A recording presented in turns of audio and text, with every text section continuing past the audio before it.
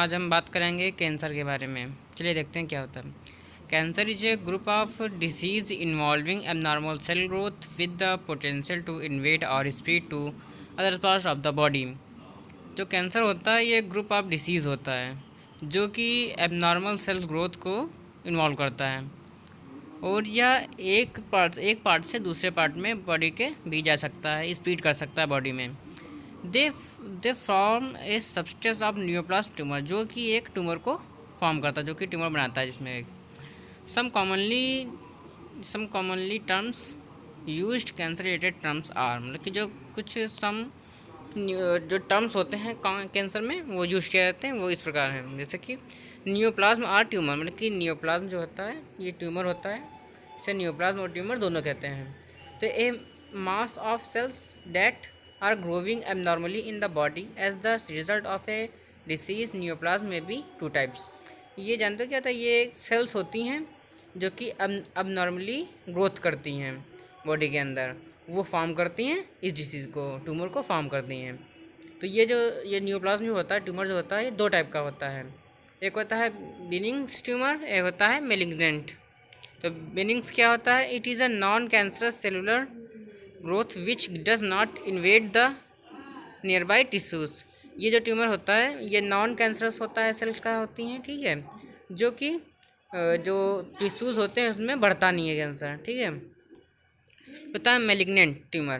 तो malignant means that the tumour which is made of cancer cells.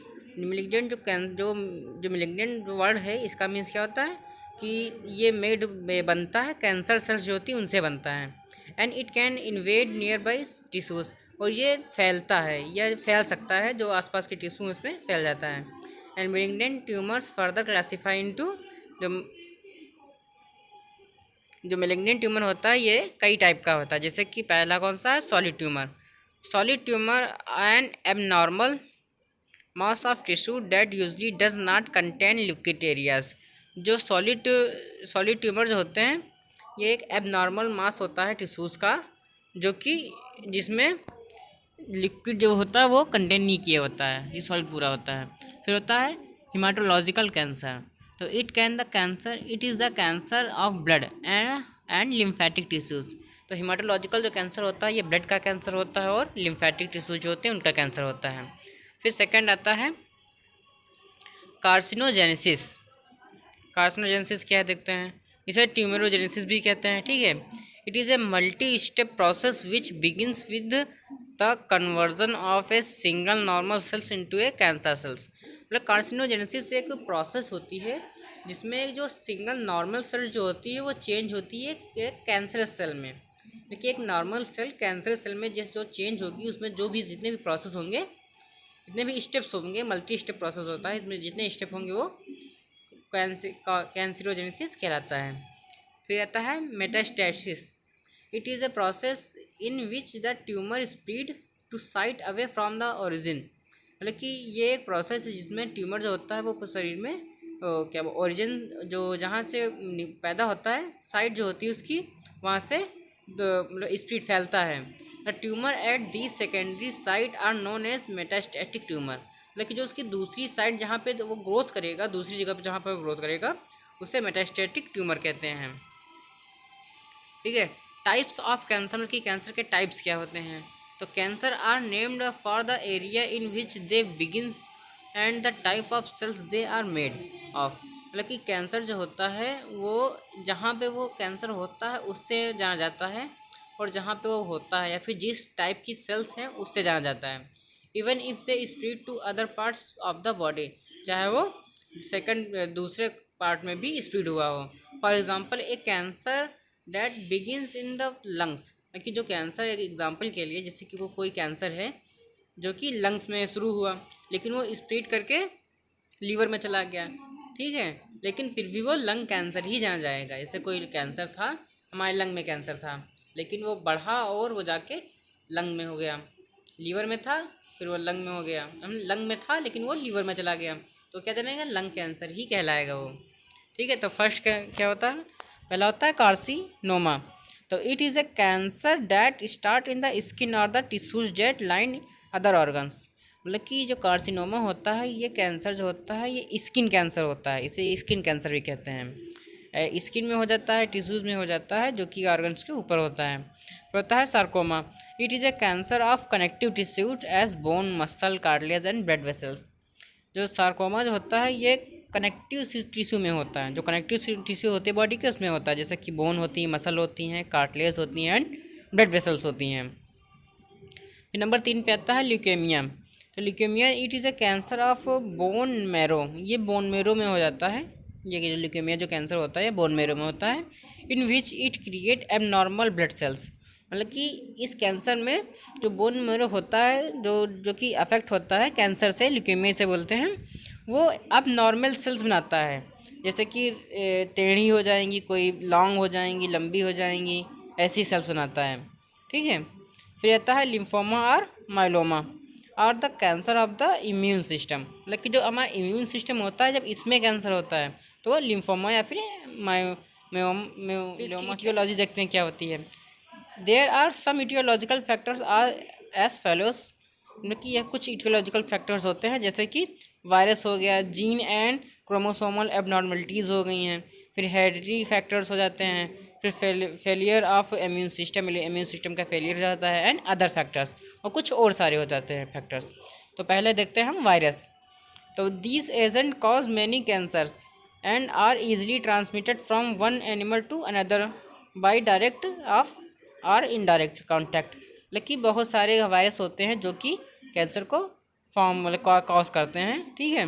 और वो easily transmitted होते हैं one animal to another animal में, डायरेक्टली चाहे ट्रांसमिट हो या फिर इनडायरेक्टली ट्रांसमिट हो। जैसे कि लिम्फोमा और ल्यूकेमिया कैंसर जो होता है वो कैसे कॉज किया जाता है, human T cells leukaemia lymphoma virus HTLV-I से। जैसे देखते हैं इसका नाम क्या है, ये याद कर लो, ये आता है ज़रूर है। लिम्फोमा और leukaemia cancer caused by human T cells leukaemia lymphoma virus. फिर सेकंड देखते हैं जीन एंड क्रोमोसोमल एबनॉर्मलिटीज़। तो normal functioning of cell is regulated by the 3 sets of genes abnormalities in any of this gene lead to cancer, मतलब कि normal जो functioning होती है cell की वो रेगुलेट करती है 3 सेट्स जीन्स के, एंड एबनॉर्मल उन्हीं सेट्स में एबनॉर्मलिटी जो होती है तो वो लीड करती है कैंसर को। पहला होता है प्रोटोऑन को जीन्स, तो uncontrol cell growth due to point mutation, लेकिन पॉइंट म्यूटेशन की होता है अनकंट्रोल सेल ग्रोथ होती है। फिर होता है DNA रिपेयर जीन्स, तो जीन्स इनएक्टिवेशन में lead to uncontrol cell proliferation, लेकिन जो जीन इनएक्टिवेशन जो होती है वो लीड करती है अनकंट्रोल सेल प्रोलिफिकेशन को। फिर होता है tumour suppress gene inactivation result in abnormality cell proliferation, जो जीन इनएक्टिवेशन जो होता है वो एबनॉर्मल सेल प्रोलिफिकेशन को करता है। फिर आता है हेरिडिटरी फैक्टर्स, तो individual with the family history of any kind of cancer have a greater risk to develop that particular type of cancer, मतलब कि हेरिडिटरी फैक्टर्स में जानते हो क्या होता है कि जैसे कि किसी फैमिली जो बैकग्राउंड जो होता है, जैसे फैमिली में किसी के तुम्हारे माता पिता, फिर माता पिता में किसी में हुए, ठीक है, तो जो उसका जो सन होगा फिर डॉटर होगी, उसमें रिस्क फैक्टर बहुत ज़्यादा डेवलप हो सकते हैं कि इसके भी हो सकता है कैंसर। फिर आता है failure of immune system, weak immunity of failure of defence mechanism lead to cancers involving the events. जो फेलियर ऑफ इम्यून सिस्टम होता है वो डिफेंस मैकेनिज्म के फेलियर से होता है, जो कि कुछ इवेंट्स के द्वारा, मतलब कि कुछ प्रोसेस होती है उसमें फेलियर के द्वारा होता है। जैसे कि देखते हैं इसके होते हैं डिफरेंट इन्वायरमेंटल फैक्टर्स, मतलब कि जो डिफरेंट इन्वायरमेंटल फैक्टर्स होते हैं वो इंड्यूस करते हैं म्यूटेशन को। ठीक है। एंड वो जो इंड्यूस करते जब उसे इंड्यूस करते हैं तो production of abnormal cell protein, लेकिन जो प्रोटीन होती है उसका एबनॉर्मल सेल प्रोटीन होती है उसका प्रोडक्शन होगा। ठीक है। फिर इसके बाद आता है immune system fails to recognize and destroy mutant gene encoded protein. जो इम्यून सिस्टम होता है वो फेल हो जाएगा और रिकॉग्नाइज एंड डिस्ट्रॉय कर देगा म्यूटेंट जीन को। ठीक है, फिर इससे क्या होता है, अब नॉर्मल सेल प्रोलिफिकेशन होने लगता है। ठीक है, इस तरह से फेलियर ऑफ इम्यून सिस्टम होता है, डिफरेंस मैकेनिज्म के द्वारा होता है। इससे अब नॉर्मल सेल प्रोलिफिकेशन होने लगता है। फिर अदर फैक्टर्स क्या होते हैं, जैसे कि अदर फैक्टर्स में जैसे टॉक्सिक स्टिमुलाई हो जाते हैं, फिजिकल एजेंट हो जाते हैं, जैसे कि डिस्टर्ब लाइफ स्टाइल में कि लाइफ स्टाइल सही से ना हो या फिर डिस्टर्ब हो। ठीक है, एंड केमिकल एजेंट जैसे बेंजीन जो होती है उससे ज़्यादा करती है, कॉज करती है। अब ये देखते हैं कि मतलब कि किस टाइप से, हाँ ये देखो किस टाइप से मतलब कि जो हमारे वो होते हैं क्या बोलते हैं इटियोलॉजी जो होती है, वो कॉजेज जो होते हैं वो किस टाइप से ये एक्ट करते हैं इसके ऊपर देखते हैं। जैसे वायरस होता है वो अटैक करता है नॉर्मल सेल पे, जीन्स हो गए, जीन्स क्रोमोसोमल एबनॉर्मलिटी जो होती हैं, हेरिडिटरी फैक्टर्स होते हैं, अदर फैक्टर जो होते हैं वो नॉर्मल सेल पे अटैक करते हैं। और अटैक करके जैसे कि वायरस हो गया, जीन्स एबनॉर्मलिटीज़ हो गई, हेरिडिटरी फैक्टर्स हो गए, अदर फैक्टर्स हो गए, ये किस पे अटैक करेंगे, एक नॉर्मल सेल पे। और नॉर्मल सेल जब ये लोग अटैक करते हैं इस पे तो ये अब नॉर्मल हो जाती है। जब ये अब नॉर्मल होगी, ठीक है, अब नॉर्मल जब होगी तो वहाँ पे हमारा इम्यून सिस्टम काम करता है। तो इम्यून सिस्टम की जब वहाँ पे फेलियर हो जाएगा, जब फेलियर हो जाएगा इम्यून सिस्टम, तो इम्यून सिस्टम यहाँ पे जब फेलियर होगा तब ये abnormal proliferation of cells of cancer of cells. ठीक है, तो एबनॉर्मल प्रोलिफिकेशन हो जाएगा उसका सेल्स का। जब इम्यून सिस्टम यहाँ पे वर्क नहीं करेगा तो एबनॉर्मल प्रोलिफिकेशन होगा सेल्स का। ठीक है, उसके बाद ये कैंसर कॉज कर, तब ये जो सेल्स होती हैं कैंसर कॉज करती हैं। इस टाइप से इसका मैकेनिज्म होता है। फिर से देख ले एक बार, तो क्या होता है, पहले वायरस होते हैं कुछ जो इटियोलॉजी होती है, जीन्स एंड क्रोमोसोमल एबनॉर्मलिटीज़ होती हैं, हेरिडिटरी फैक्टर्स होते हैं, अदर फैक्टर होते हैं, ये अटैक करते हैं किसके ऊपर, अब नॉर्मल सेल के ऊपर। नॉर्मल सेल के ऊपर अटैक करेंगे तो ये अब नॉर्मल सेल हो जाएगी। जब अब नॉर्मल सेल होगी तो यहाँ पे हमारा इम्यून सिस्टम काम करता है, लेकिन वहाँ पे ये इम्यून सिस्टम जो होता है वो फेल हो जाता है। जब फेल होगा इम्यून सिस्टम तो ये जो होता है अब नॉर्मल प्रोलिफिकेशन ऑफ सेल्स को कॉज करेगा। और जब अब नॉर्मल प्रोलिफिकेशन ऑफ सेल्स होगा तो वो कैंसर को कॉज करेगा, जो कि एक कैंसर हो जाएगा। तो वीडियो अच्छा लगा हो तो लाइक करिए, कमेंट करिए एंड सब्सक्राइब जरूर करिएगा हमारे चैनल को, इससे अगले वीडियो की नोटिफिकेशन आप तक पहुंचती रहे। Thank you.